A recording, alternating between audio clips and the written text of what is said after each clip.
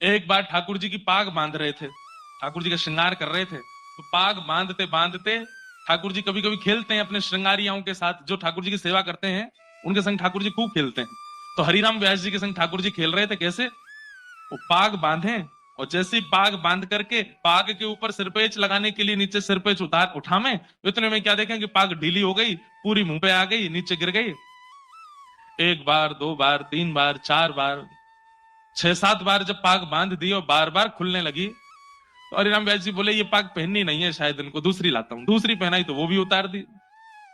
तीसरी पाग लाए और जब तीसरी पाग बांधी तो किसी ने बाहर से आवाज लगाई, बोले जल्दी दर्शन खोलो, इतने सारे दर्शनार्थी खड़े। तो हरिराम व्यास जी बोले जय जय, बहुत देर रह गई है, सुबह से मैं पाग बांधवे में लगो ना, जल्दी तैयार है जाओ बाहर सबन को दर्शन करने। पाग बांधी, ठाकुर जी ने अब की बार भी पाग उतार दी।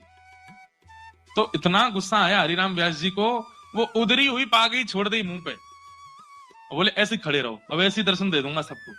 अरे सुबह से इतने लाड़ प्यार में आ गए हो, इतने ज्यादा जो है बिगड़ते जा रहे हो, इतने भाव से हम सेवा करते हैं और आपको बिल्कुल चैन नहीं पड़ता है, एक पाग नहीं बंधवा रहे हो, खड़े रहो ऐसे ही, नहीं बांधनी अब पाग, और ऐसे ही दर्शन करा दूंगा सबको।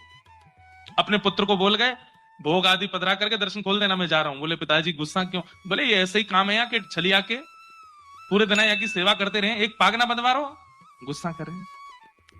बाहर जाकर के हरिराम व्यास जी चुपचाप बैठ गए। थोड़ी देर बाद भोग प्रसाद होने के बाद जैसे ही पर्दा खुले, आहा, लोग बाग जय जयकार करने लगे, मनोहर झांकी, मधुर झांकी, आहा, आज ठाकुर जी कितने सुंदर लग रहे हैं, आज ठाकुर जी कितने प्यारे लग रहे हैं।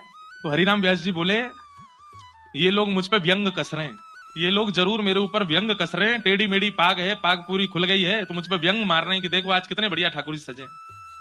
कोई दर्शनार्थी बाहर आया रोता रोता, बोले व्यास जी आज की झांकी तो नेत्रों से जा ही नहीं रही है। बोले सच बता? बोले और नहीं।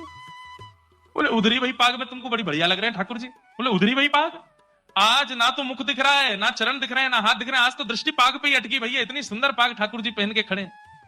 भीतर जाकर के जैसे हरिराम व्यास जी ने देखा तो क्या पाया, आज इतनी सुंदर पाग और उस सुंदर पाग के ऊपर 10-15 मोर पंख ऐसे लटका करके ठाकुर जी ने इतनी सुंदर पाग।